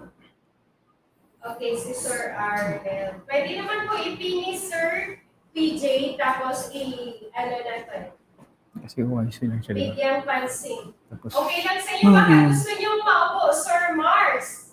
Okay lang. Well, so about po in my case, kasi ako po ang designated OIC of the school, kasi naka-study leave po ang aming student. Sino po ang magiging rater po? Thanks po. Okay. OIC, so you are the OIC school head. Okay. Ilang months po, sir? Let's just have a messenger. I know, sir. Let's use messenger so that we can clear things. Okay, eto po, sir. I know. we will be answering your question unless there will be other teachers here who have the same concern with Sir Arnel Alba of Mary Perpetua. Kasi si Sir Kasi may Greg session. ay nasa nag-aaral siya. Okay, sige po. Ano yung secret? We Sa will be dama? answering that, sir. Study leave. Sa din sa dama? Ayan, naka-study leave. Did you sa ba? Okay. Mas bata. Ayun. Online Maliban po lang. sa rating purposes, sa IPCR, pwede po ba gamiton ang Demo Teaching bawat class session na paper for promotion? Okay, so far po, Sir Amor, nabasa ko po walang specific provision na ganito. Meaning po, whatever is our standing policy on that is still Hindi mo sila binding. pwedeng gamitin. No? Kasi ang May meron limited ba siya tayo doon lang dyan? yun sa... May sinabi ba si BHROD? Sir Rocky? Baka po nakalimutan ko. Actually, ma'am, yung purpose lang sa IPCRF, exclusively only for the... yes, ma'am. Doon po sa demo teaching yung sinasabi.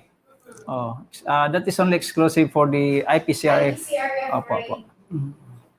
Okay, maraming salamat po, sir. Sir Amor, yun po ang sagot po. Ano? Okay, dito tayo.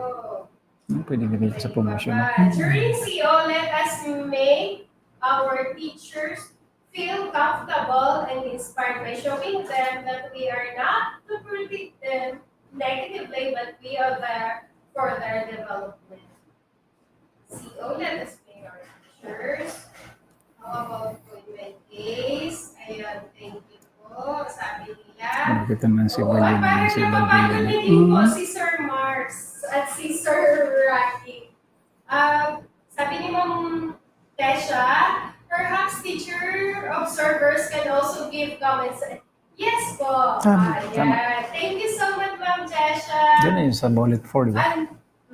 Sabi ni Ma'am Junie, we may discuss demo observations which may be beneficial to all facts, like strategies or activities to be improved or enhanced. Yes, as stated under bullet number 4 of the new guidelines of RPMS 2020-2021 released by the BHRO. Yan. We may discuss demo observation. Saan pa yun? Each rating can share their own way of application of knowledge. Yes, it's really true. And you know what's beautiful na sa next session magde-demo is that we can benchmark on the practices of our fellow teachers. Di ba, Sir Mars? Maganda talaga siya. Tama po, Ma'am Mels. So this time, in the present context, so LAC session is the best avenue for the teachers to shop relevant ideas and strategies from their co-peers or from their co-teachers. Very true po talaga, as in. To shop na to take notes. Oo. Ako talaga po, kung ako teacher, talaga wow. Tapos gusto ko dahil ako ma-demo, kay para po na ano sabihin niyo sa akon, isabi niyo na ka sa akon. Kay mas kinano sabihin niyo sa akon, I will take that. Kasi hindi naman tayo naging ganito siguro po. Hindi ko maginasabi na magaling. Pero, you know, we owe what we show to the public. Kung magaling man yan o hindi gaano kagaling, it's because of the people who observe us and because of the people na very candid ang kanilang comments sa atin. Diba, Sir Mars and Sir Rocky? Tama, Ma'am Mels, that's positivity in itself. Kasi kung halimbawa as a teach, sabi mo, kung halimbawa ikaw ang nag-demo teach, i-welcome mo ang lahat ng mga criticisms, whether it's positive or negative. Kasi, syempre, yun ang maging basihan mo para to improve your performance sa susunod pa ng mga demo teaching. It is likewise, ma'am, the time for the demo teacher to benefit from the suggestions or comments from the other teachers. Sir Joseph. Kilala mo ba si Sir Joseph Hilosre? Taga Milagros. Taga Milagros. Taga Milagros. Si Ninok. Opo, pwede po ba na by department ang CO? Meaning English lang sila lahat sa isang cell. Math lahat. Hindi man. Answers to that. Actually, Ikaw muna, sir. actually, ma'am, there is no such thing that the demonstration is by department. Kasi sino ang... Would it be possible? Yes, ma'am, yes. For example, in mathematics department, mayroong silang master teacher doon. Pwede nyo kaya ni-assign ni school head para observe. Kasi mas maganda yon kasi yung master teacher mismo doon sa subject, mas gamay niya yung subject. At saka yung mga dapat na improve ni teacher, kasi doon nga sa department niya mangyayari yung observation niya. Doon lang siya nakafocus. Sir Mars? Sa akin naman po, Ma'am Mels, mas okay din po sana kung by learning area, by subject area yung lock session kasi mas maganda kasi ang isa sa mga purpose nga ng lock session or ng demo teaching during lock session is makapag-benchmark yung ibang teachers sa mga effective strategies na ginamit ng demo teacher. Kasi kung halimbawa, siguro, hindi ko lang siya ma-imagine, Ma'am Mels, kung ang English department ay haluan natin ng mathematics department or yung mga English teachers natin ay i-mix natin sa mathematics department and hindi ko lang siya maisip kung paano ba magbibigay ng comments or suggestions si English teacher sa isang mathematics teacher. Ang tinuturing is calculus or differential calculus or integral calculus. So siguro mas maigi pa rin siguro na sa mga big schools in particular, Ma'am Mels, na by department po ang pag-hold ng lock session. Tama po yan, sir. Kasi sir, halimbawa, ikaw ang observer, tapos major in English ka, English major, sir, di ba? Tapos yung topic ko, nangyari kasi yan, sir, sa akin na ang subject ko that time is, ang topic ko that time is Pythagorean theory. Tapos medyo nahirapan si observer kasi parang hindi niya nasusundan yung discussion ko. Kaya when it comes to specific illustration of specific observation, talking about my demonstration, hindi niya masyado ma-point out doon. Kaya it's also quite difficult for the observer to point out what particular areas I have to improve or I need improvements. Okay. So, pero lilinawin po natin na pag possible po, pero kung hindi, halimbawa kami sa school ay pito lang. Isang teacher sa English, sa maths, sa kung ano-ano pa. 8 Possible po siguro yan, ma'am, sa mga big schools. Opo. So, Tama. as not to waste time. Opo. Tama yan, Ma'am Mels. So, pero doon sa mga small schools, pwede naman, kung 8 lang talaga silang teachers, Ay, hindi na. so pwede sa mag-create ng 3 members. Di ba? Or yung sila mismo Sige. Depende na po yan sa strategy ng school. Pero kung ako, Sir Mars, I would really love na, halimbawa, 8 kami, o sada lang kami, kaya nga naman, kung mag-demo si physics teacher, makarama kung physics. Kung mag-demo si music teacher, makarama kung music. Diba? Tama. Depende po talaga sa number of teachers in a school. Opo. And for the purpose of COT sa RPMS, excuse me, hindi naman po kasi tayo magpo-focus sa content. Kundi doon Strategy. naman po talaga, yes. Sa strategies. Sa mga indicators. Actually, ma'am, kayang-kaya lang naman yan kasi ngayon, 3 indicators lang naman ang titingnan natin, di ba? Although we have 7 classroom observable indicators, pero ang nangangailangan lang ng COT, 3 lang. Okay. Sabi po ng ating mga kasama dito, talagang enlightened daw po sila. Wow, thank you so much po. Thank you. At kung may katanungan po kayo, huwag po kayong mag-doubt, mag-hesitate. Just ask Sir Mars or Sir Rocky, o di kaya si Sir June, si Sir Noriel, kami din po. Pwede niyo po kami tanungin.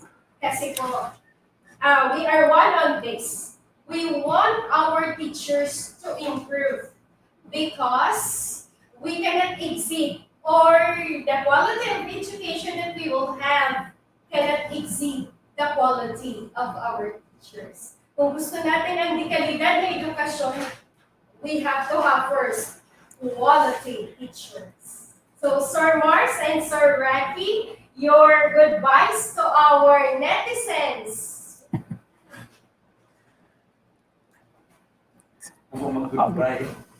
Thank you po, Ma'am Melgs, Sir Mark, Sir PG, Sir Alex. Then thank you po sa mga viewers. Before we sign off, I would like to say that as teacher, let us live in a dictum that teaching is a lifelong process. Sir Mars? Okay, thank you very much, SD Masbate Province. Thank you to our dear viewers. And we are one in our intention, and that is to produce quality teacher. Okay. So we would like also to extend our heartfelt gratitude to Madam Nene Rosal Moriones as a 5-hour Schools Division Superintendent for making this event possible. Together with her, our ASDS, Sir Raimundo M. Cantonhos, CESO 6, at ang ating pong PM Head, Performance Management Head, na si Sir Melchizedek C. Tongko, na siya po ay nag-last day of service na kahapon. Sir, we wish you a very productive journey of your leadership in SDO Tabaco City. And we are welcoming a new ASDS in Masbate in the person of ASDS Fernando Macarai.